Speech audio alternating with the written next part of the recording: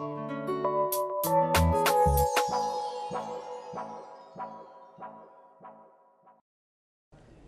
résolution qui cible la lutte contre l'excision vient d'être votée au Parlement européen par 647 députés et c'est formidable parce qu'il faut qu'il y ait une tolérance zéro pour ce sujet qui maintenant n'est plus tabou. Les pratiques des mutilations génitales sont vraiment insupportables.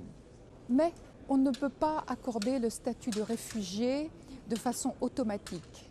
Et c'était le propos de ma résolution, chaque cas doit être étudié.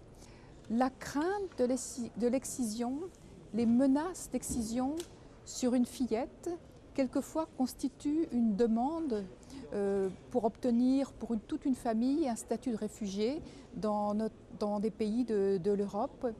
Et nous avons demandé que chaque cas soit examiné, qu'il ne puisse pas y avoir d'asile automatique.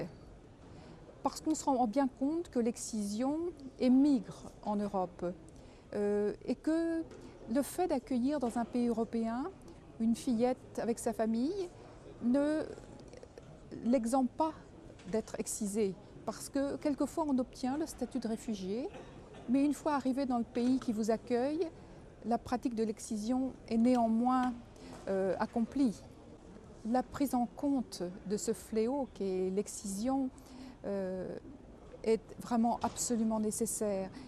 Autant que la prise en compte du viol, que des violences faites aux femmes, que du sida, que de la nécessité d'utiliser le préservatif. Et l'Afrique particulièrement est concernée par tous ces problèmes et on lui doit cette protection.